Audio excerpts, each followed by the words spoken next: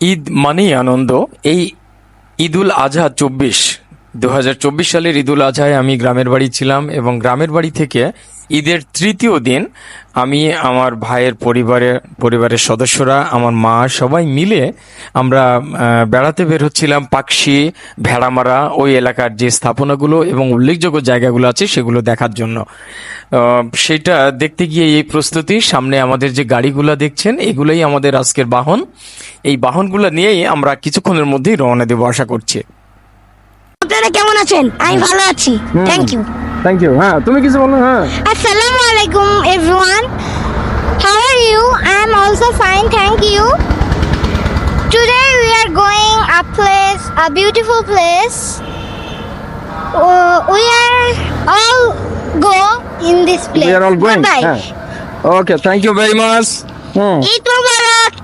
Eid Mubarak. Eid Mubarak. Thank you, thank you, thank you.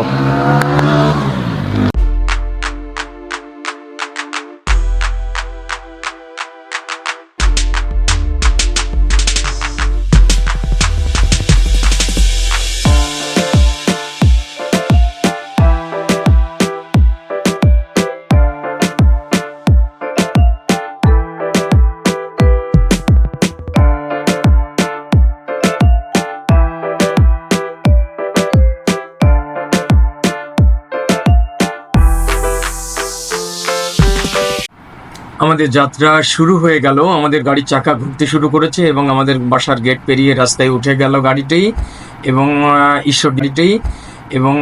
ঈশ্বরদীমুখী হয়ে গেছে। তার মানে আমরা চলতে শুরু করলাম। আমাদের গ্রামের নাম গৌরীপুর। এই গ্রামটি লালপুর থানায় অবস্থিত। মজার ব্যাপার হলো এখানে লালপুর এবং ঈশ্বরদী খুব পাশাপাশি। আমাদের গ্রামের পরে আরেকটি গ্রাম, তারপরেই লালপুর ঈশ্বরদী থানার অধীনে অন্য একটি গ্রাম পড়বে। অর্থাৎ এটি নাটোর এবং ঈশ্বরদীর নাটোর এবং পাবনার সীমান্তবর্তী এলাকা। যাই হোক, আমরা ঈশ্বরদীর দিকে ধাবিত হচ্ছি। এটা আমাদের গৌরীপুর মোড় আর কি, যেখানে ছোটবেলা থেকে বড় হয়েছি, এখানে বসে বসে সময় কাটিয়েছি। আর এই যে ডান দিকে আমাদের স্কুল অ্যান্ড কলেজ, তার মাঠটি দেখা যাচ্ছে। এই মাঠটি খুব জনপ্রিয় একটি মাঠ, এলাকায় খুব পরিচিত একটি মাঠ। এখানে বহু আগে থেকে, আমাদের ছোটবেলা থেকে দেখছি প্রচুর পরিমাণে আন্তঃগ্রাম বা আন্তঃ উপজেলা বা জেলা ভিত্তিক যে খেলাগুলো, সেগুলো এখানে হতো, ফুটবল খেলা। এবং এই খেলাকে কেন্দ্র করে অনেক মারামারিও হয়েছে, বিভিন্ন সময় দেখেছি। তো যাই হোক, আমরা এটি পেরিয়ে আস্তে আস্তে ঈশ্বরদীর দিকে যাত্রা শুরু করলাম।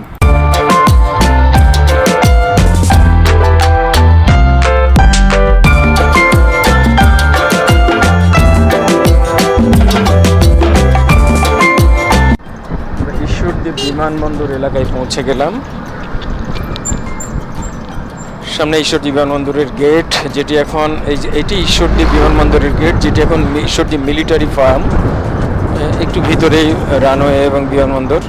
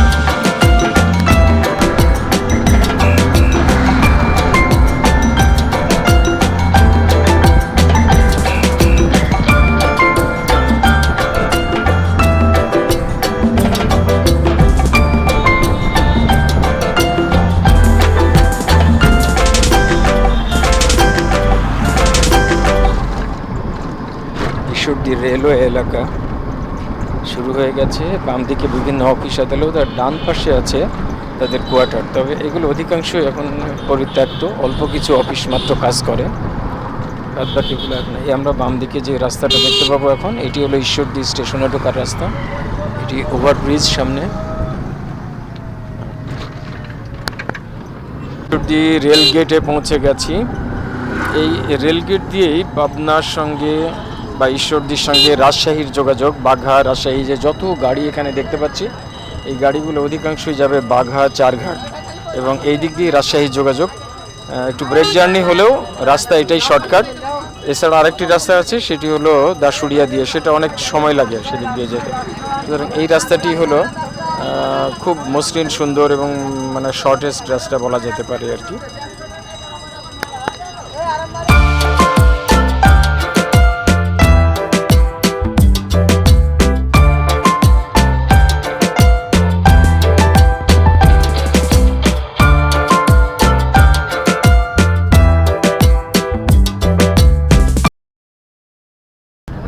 এই যে ট্রেন চলে আসছে, এই ট্রেনটির জন্য আমরা অপেক্ষা করছিলাম রেলগেটে। এটি আমেরিকান একটি ইঞ্জিন এবং রাজশাহী খুলনা অভিমুখী কপোতাক্ষ এক্সপ্রেস, যেটি খুলনা থেকে আসলো। এই ট্রেনটি চলে যাবে এখন রাজশাহীতে। আর আমরা এই দিক দিয়ে যাচ্ছি, এই রাস্তাটা পাকশি অভিমুখে গেছে এবং এই রাস্তাটা এই যে দুপাশে মৎস্য চাষ এলাকা, খুবই সুন্দর এই এলাকাটি। যারা এখন এই এলাকায় আসেননি কোনোদিন, তারা যদি কখনো এদিকে বেড়াতে আসেন, খুব ভালো লাগবে আমার বিশ্বাস। এই যে শুরু হলো লেকগুলো, অসাধারণ সব লেক একদম রাস্তার সঙ্গে। দুপাশে রেল লাইন, রাস্তা, মাঝখানে লেক, বেশ নয়নাভিরাম একটি দৃশ্য। রাস্তাটা কিছুটা খুব খারাপ, তারপরে আবার খুবই ভালো রাস্তা আছে সামনের দিকে। দেখার মতো জিনিস হলো এই লেকটি।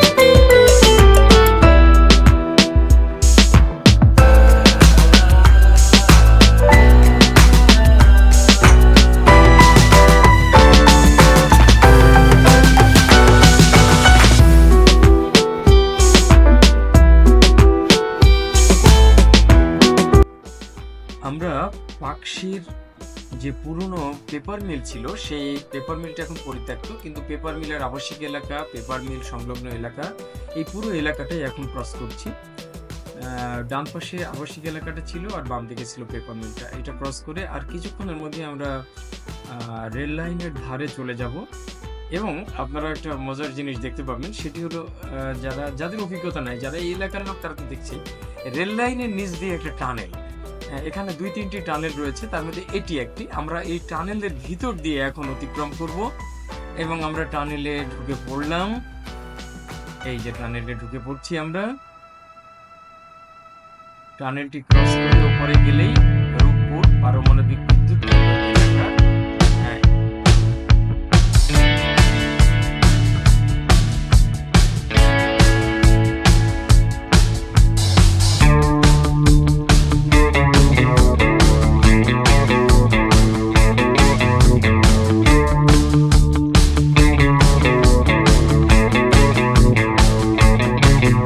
আমরা একদম রূপপুর পারমাণবিক বিদ্যুৎ প্রকল্পের সন্নিকটে, একেবারে তার গেটে পৌঁছে গেছি। এটি সেই প্রকল্প যেখানে বিশাল যজ্ঞ চলছে। রাশিয়ানরা, জাপানিরা, ইন্ডিয়ানরা, চাইনিজরা অনেকেই মিলে কাজ করছে এখানে। এখানে আমরা যে গাড়িগুলো দেখছি সবই রাশিয়ার। এই যে রাশিয়ান পিপল এখানে সব প্রচুর পরিমাণে অবস্থান করছে, এরা গাড়িতে যাওয়ার জন্য হয়তো ভিতর থেকে বেরোলো অথবা ভিতরে ঢুকবে সেই অপেক্ষা করছে। এই হলো মেন প্রকল্পের গেট।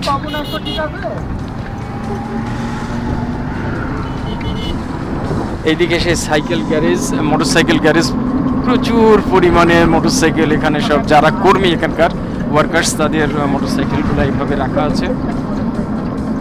এই এক দৃশ্য, অসাধারণ দৃশ্য। রাশিয়ানদের গাড়ি আমরা দেখতে পাচ্ছি। এই হলো গেট এবং আর্মিরা যদি কন্ট্রোল করে, নিয়ন্ত্রণ করছে। লালন শাহ সেতু এখান থেকে মাত্র 1 কিলোমিটার দূরে আমরা দেখতে পাচ্ছি। ডান দিকে খুলনা, রাজশাহী, খুলনা ঈশ্বরদী রেলওয়ে এবং সামনে হারিন্স সেতু, একই সঙ্গে দুটো আমরা দেখতে পাবো একটু পরেই।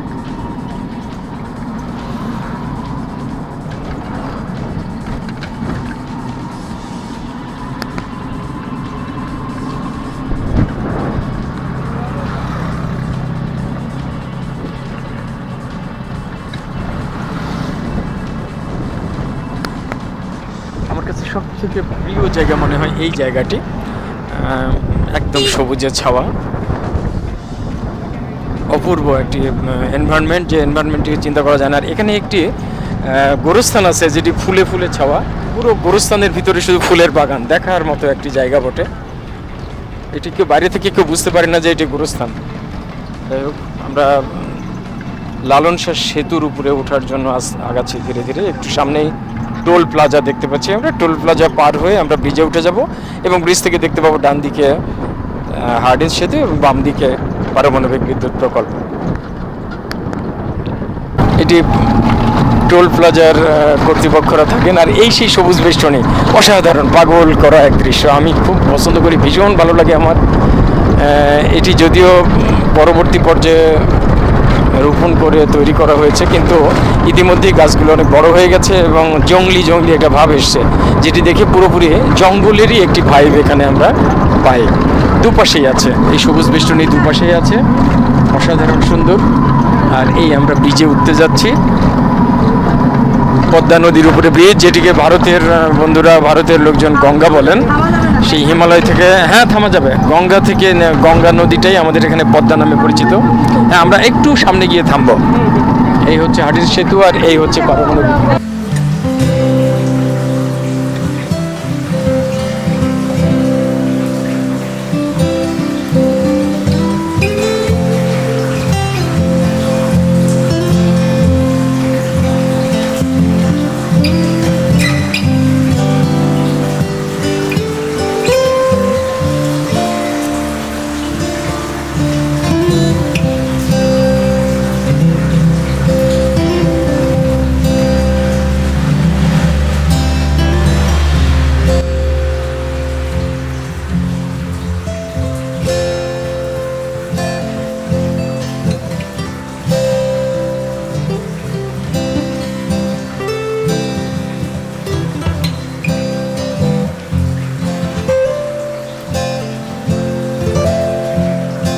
কি কোনো তুলনা হয়? এই সৌন্দর্য কি দিয়ে বর্ণনা করব? ভাষা দিয়ে কি এটি বর্ণনা করা সম্ভব? নিশ্চয়ই না। এবং আমি মনে করি এখানে যারা আসেননি এখনো, একবার হলেও বেড়াতে আসুন, কত ভালো লাগবে। নদীর উপরে আমরা দেখতে পাচ্ছি ভেড়ামারা তাপ বিদ্যুৎ কেন্দ্র, জিকে প্রজেক্ট। যে জিকে প্রজেক্ট এখান থেকে পানি নিয়ে খুলনা এবং যশোর জেলায় বিভিন্ন এলাকায় ক্যানেলের মাধ্যমে পানি সরবরাহ করে। আর ঠিক পদ্মার সামনে, আমরা একদম সামনে ধরেছি, সোজা যদি যাই তাহলে গড়াই নদী এবং শিলাইদহ পাবো, যেটি রবীন্দ্রনাথ ঠাকুরের কুঠিবাড়ি। এবং এই বাম পাশেই পারমাণবিক বিদ্যুৎ কেন্দ্র, আর এই পাশেই হার্ডিন্স সেতু। সব মিলিয়ে অসাধারণ একটি সুন্দর জায়গা। হ্যাঁ, তোমরা কোনো কথা বলো। হ্যাঁ, How are you guys? ঘুরে দাও, কাছে আসছো কেন? ঠিক আছে, বলো, বলতে Eid থাকো। Mubarak. We are go a beautiful place. This place is very beautiful. I like this place very much.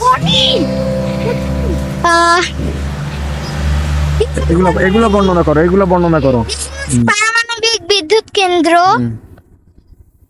এটা আমার জীবনের প্রথম এত কাছ থেকে দেখা হচ্ছে।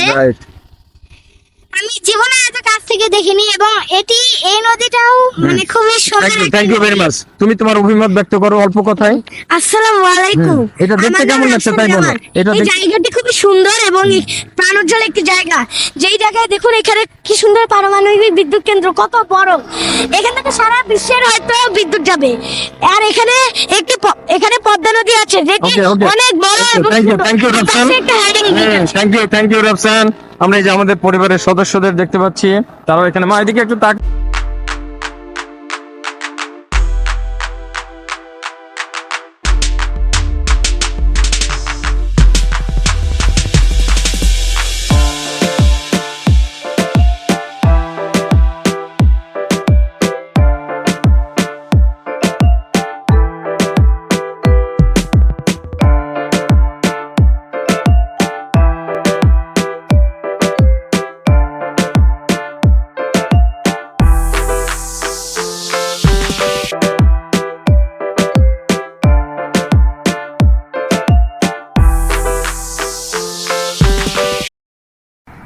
আমরা এখন ধীরে ধীরে একটি জঙ্গলের মধ্যে প্রবেশ করতে যাচ্ছি। আপনারা দেখলে সত্যি ভাববেন যে এটি মনে হয় কোনো গভীর জঙ্গল। ভীষণ ভালো লাগে এই এলাকাটা যখন দেখি যে আদিম গাছপালার মতো কিছুটা জঙ্গলি পরিবেশ হয়ে আছে এলাকা। ফসলের মাঠ তো আছেই। তা আমরা কি, তাই তো আমরা তো চিল্লাবোই, আমরা তো চিল্লানোর জন্য এসছি, তাই না? হ্যাঁ, আসসালামু আলাইকুম। বারবার সালাম দেওয়ার দরকার নাই, অত সালামের কি হবে, এমনি যা বলার বলো। এটা হলো হার্ডিং ব্রিজের নিচের দৃশ্য এবং খুব সুন্দর। এখানে একটি পুরানো বটগাছ আছে, অনেক বড়, সেটি অনেক পুরাতন এবং অনেক বড়। ধন্যবাদ। Thank you. এই যে আব্বাজান, এটা অনেক সুন্দর লাগছে। তারপরে বলবেন না, আপনি কিছুই বলবেন না, আপনি তো বলার জন্য রেডি হয়ে আছেন। আমরা এখন এসেছি, ওখানে যাও, ওই জায়গায় যাও, ওইখানে যাও, খুব সুন্দর। আমরা এখন এসেছি হার্ডিং ব্রিজের কাছে। জোরে কথা বলতে হয়। আমরা এখন এসেছি হার্ডিং ব্রিজের নিচের দৃশ্যের কাছে। এদিকে যাও, এদিকে যাও। আমরা এখন এই হার্ডিং ব্রিজের নিচের দৃশ্যটি একটু দেখি। এই যে হার্ডিং ব্রিজ, যেটা আমাদের 4 দিন পার করতে হবে।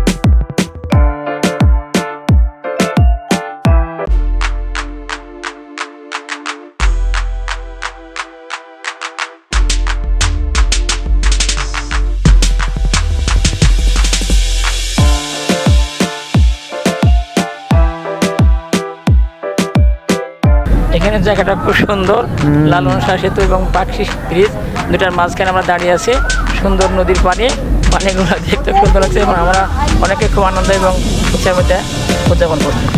বাহ, থ্যাংক ইউ, থ্যাংক ইউ।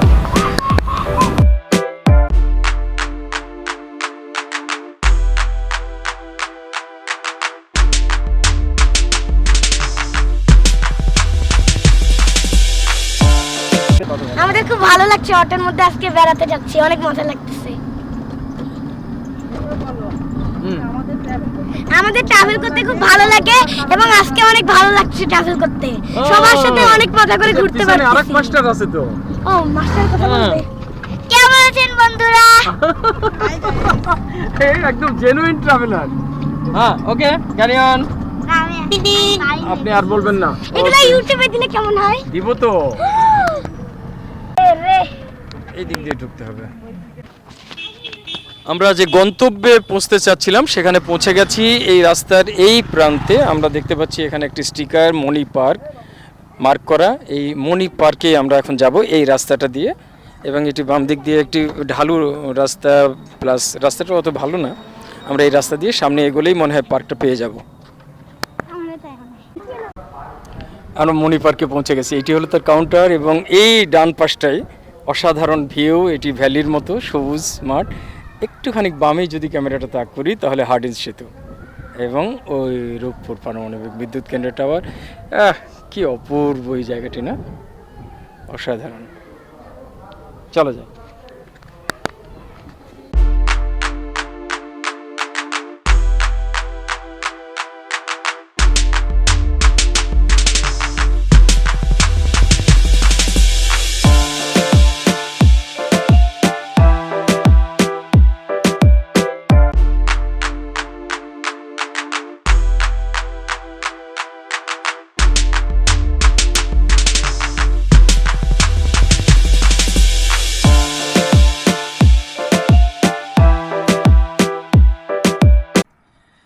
এই হলো রাফসান আর সাফির, আমার দুই ছোট ভাইয়ের দুই ছেলে। রাত দিন খুনসুটি লেগেই থাকে, এই মারামারি লাগছে, এই আবার বুকে বুক মিলাচ্ছে, একজনকে ছাড়া আরেকজন থাকতেও পারে না, আবার সারাক্ষণ ধাক্কা ধাক্কি মারামারি চলছে।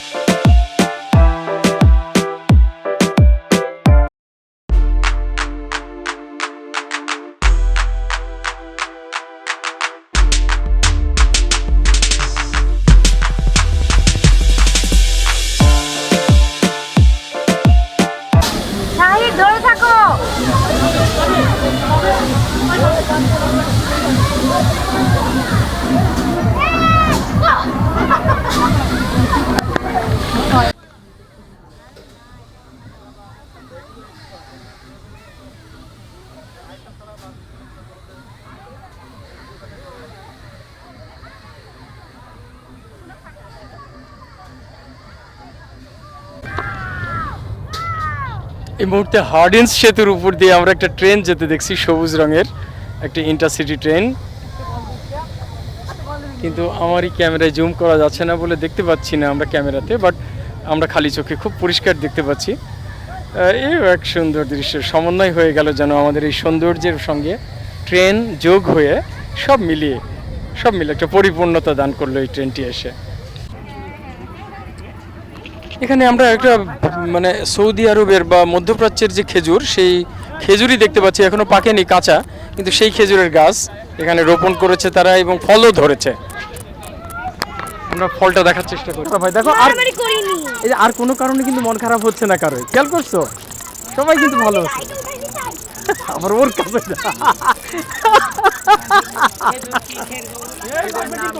কেটা কেটা খুবই ভালো, খুবই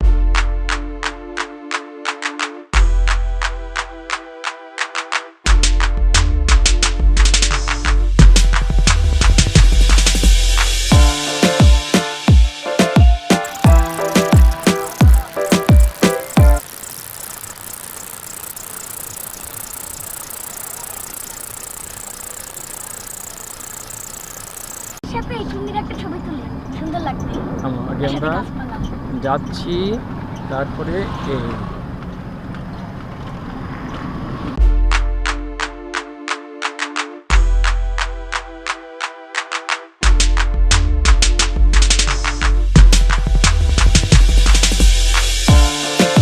হার্ডিং ব্রিজ এবং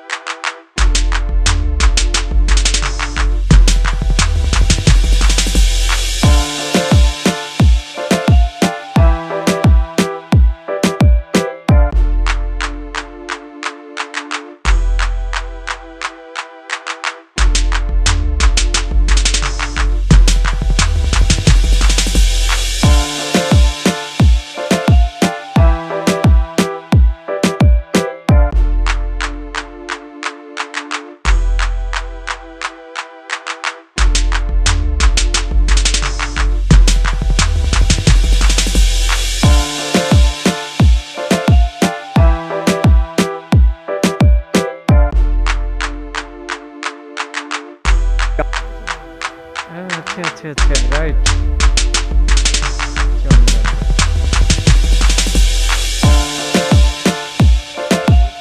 এত দামি একটা আগুর গাছ, চন্দন গাছ, এগুলো খুব বড়, মানে খুব দামি দামি কাঠ আর কি। কাঠ কাঠ কাঠ, হ্যাঁ, চন্দনের হয় কাঠ আর মহুয়ার হয় ফুল।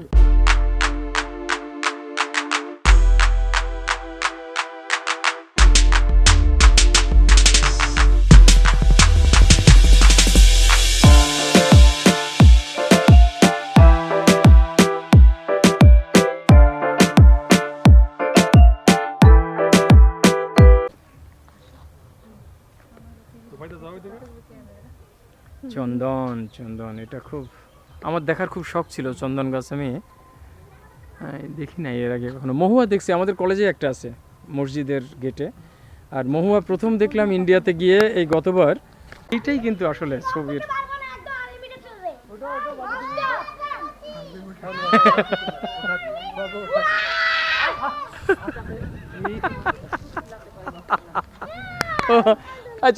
আমরা পুরো আবাসিক এলাকাটা ঘুরে এসে মহা ব্যবস্থাপকের কার্যালয়ের সামনে একটি গ্রুপ ছবি তুললাম। এবং মজার ব্যাপার হলো, এই পুরো ভ্রমণে আমাদের যিনি সহায়তা করেছেন, যিনি আমাদের সঙ্গে সার্বক্ষণিক ছিলেন এবং তার সহযোগিতা না পেলে হয়তো এই জায়গাটি, সুন্দর জায়গাটি অদেখায় থেকে যেত, তিনি হলেন বিদ্যুৎ বিভাগের প্রকৌশলী রবিউল ইসলাম ভাই। তিনি অত্যন্ত সজ্জন ব্যক্তি, আমার ভীষণ ভালো লাগার একজন মানুষ। তার সঙ্গে দেখা করেও ভালো লাগলো, প্লাস তার অফিসটাকে সার্কার করে দিয়ে এসছি আমরা বলতে গেলে, কারণ বাচ্চা কাচ্চা নিয়ে এতগুলো মানুষ ভিতরে ঢুকে ওরা নানান রকম টানাটানি, চেয়ার টানাটানি, এটা ওটা মন খারাপ করেনি, আপ্যায়ন করেছেন এবং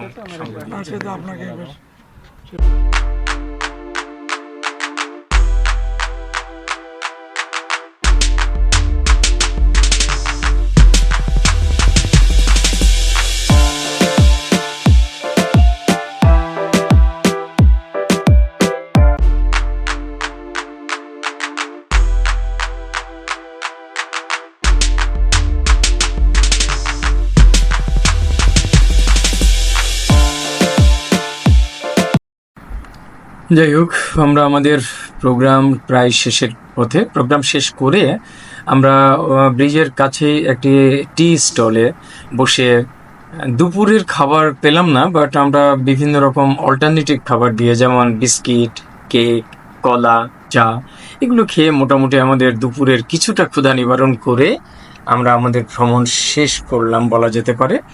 এখন বাড়ির পথে আমাদের যাত্রা শুরু হবে। এই যে আমরা বাড়ির পথে যাত্রা শুরু করেছি, এটি ঈশ্বরদী রূপপুর এবং ঈশ্বরদী পোস্ট অফিসের মধ্যে সংযোগকারী রেল লাইনের পাশ দিয়ে একটি সড়ক, রেল লাইনের পূর্ব পাশ দিয়ে, যে সড়কটি অত্যন্ত সুন্দর, প্রচুর পরিমাণে গাছপালা। বাম পাশে রেল লাইনটি পাহাড়ের মতো উঁচু, দেখতে অসাধারণ লাগে। অ্যাকচুয়ালি ভিউটা মনে হয় যেন পাহাড়ের পাশ দিয়ে আমরা যাচ্ছি। যাই হোক, এইভাবে আস্তে আস্তে বাড়ির পথে আগালাম এবং আমাদের যাত্রাটা ধীরে ধীরে আমরা শেষ করলাম। বন্ধুরা, ভ্রমণটি দেখার জন্য আপনাদের অসংখ্য ধন্যবাদ এবং এভাবে আমাদের পাশে থাকবেন, আমাদের প্রোগ্রাম দেখবেন, সাবস্ক্রাইব করবেন।